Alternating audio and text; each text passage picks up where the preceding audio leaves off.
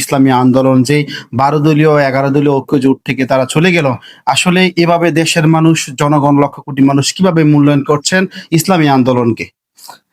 আপনি চমৎকার একটি কথা বলেছেন।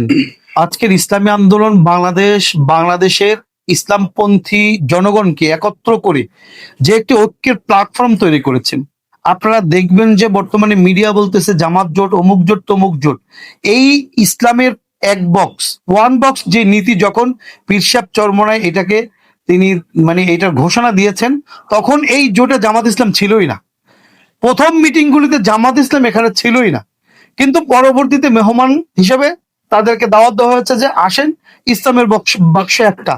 এখন মেহমান উনি ঘর বাড়ি দখল করে বাড়িওয়ালা হয়ে গেছেন। ব্যাপারটা এমন, ইসলামী আন্দোলন বাংলাদেশ চেয়েছিল এদেশের মানুষকে ইসলামের পক্ষে এক বাক্স নীতি মানুষের সামনে উপহার দিতে, কিন্তু দেখা গেল যে ছলে বলে কলে কৌশলে আজকের বিভিন্নভাবে পিসাব চরমনাই কেন এই তিনি আলাদা নির্বাচনের ঘোষণা দিলেন, কিন্তু তিনি জোট থেকে বের হওয়ার ঘোষণা দেন নাই।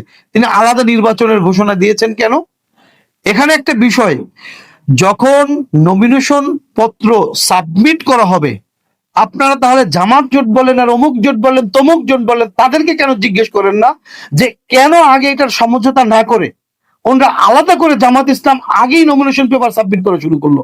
জামাতকে এই জিনিসটা আপনারা জিজ্ঞেস করেন যে জামাত কেন সমাধান না করি তারা নমিনেশন পেপার সাবমিট করা শুরু করলো। নাম্বার 2, যখন নমিনেশন পেপার সাবমিট করার সর্বশেষ ডেট যখন চলে যাচ্ছে, তখন পর্যন্ত এ ব্যাপারে জামাত সহ ইসলামী দলগুলোকে কেন একটা দিক নির্দেশনা দেওয়া হলো না? বারবার মিটিং এর নামে কালক্ষেপণ করা, সময় নষ্ট করা। এই 2-3 দিন আগে ঘোষণাটা কেন আসবে যে কোন দল থেকে কারা কাজ করবে? আজকের যারা বিপক্ষের যারা রাজনীতি করছেন, অন্য দলের যারা রাজনীতি করছেন, তারা দেখবেন যে তারা মাঠ বুঝায় ফেলতেছে।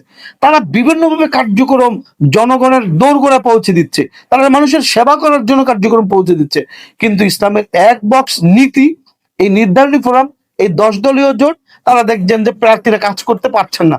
কিছু কিছু গুটি কয়েক মানুষ তারা কাজ করছেন, কিন্তু নির্বাচনের জন্য যেভাবে মাঠ গরম করার দরকার, এই গত 3 দিন আগ পর্যন্ত তারা মাঠে ময়দানে কাজ করতে পারতেছেন না। সকলের মধ্যে দোদুল্যমানতা যে ওনার মনোনয়ন টিকবে কিনা। তাহলে এই সমাধানটা কেন জামাত দিচ্ছিল না? এই জিনিসটা জামাতকে কখনো প্রশ্ন করছেন?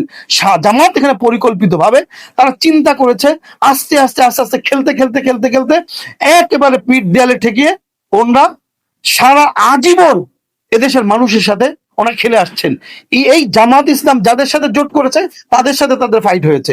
যখন যাদের সাথে তারা জোট করেছে, বাংলাদেশের স্বাধীনতার সার্বভৌমত্ব তারা বিশ্বাস করে নাই, বাংলাদেশের সাথে তারা ফাইট করেছে।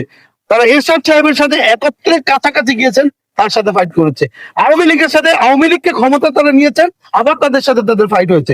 বিএনপি কে ক্ষমতায় তারা নিয়েছেন, 25 বছর বিএনপির সাথে একসাথে পথ চলেছেন, আবার বিএনপির সাথে তাদের ফাইট হচ্ছে।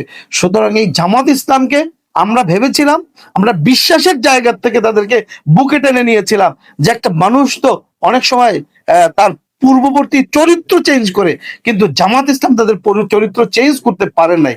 দেখবেন যে তাদের সেই যে অবস্থা, আমি এখন আশঙ্কা করছি ইসলামী আন্দোলনের জন্য একটা সেফ এক্সিটের সুন্দর বের হওয়ার জন্য সুন্দর একটা পথ ছিল, কিন্তু জামাত ইসলামের সাথে যারা আছেন তারা যদি এখনো তাদের অধিকার বুঝে না নেন, কিন্তু তারা পরবর্তীতে সেফ এক্সিট তো দূরের কথা, তারা আরো মারাত্মক আকারে প্রত্যারিত হওয়ার সমূহ সম্ভাবনা রয়েছে।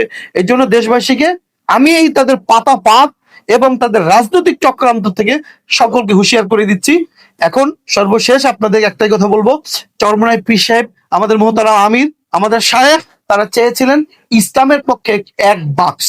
সুতরাং জাতীয়তাবাদী রাজনীতি যারা করছেন তারা ইসলামের প্রতিনিধিত্ব করবেন না।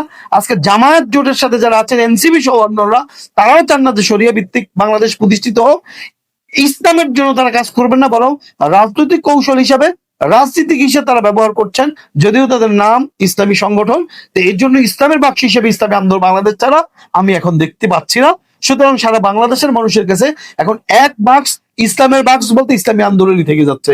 এখন অন্য ছোট ছোট দল আসবে কিনা, হ্যাঁ, অন্যান্য ছোট দল তারা চাইলেই, আরো 1-2 দিন সময় আছে, এর মধ্যে চাইলেই তারা ইসলামী আন্দোলনের সাথে মিশে ইসলামের জন্য এক বাক্স এবং ইসলামী শরিয়া প্রতিষ্ঠার জন্য এই রাজনীতি তারা প্রতিষ্ঠা করতে পারেন, এবং বাংলাদেশের মানুষের জন্য তারা সুন্দর একটি আগামী উপহার দিতে পারেন। ধন্যবাদ।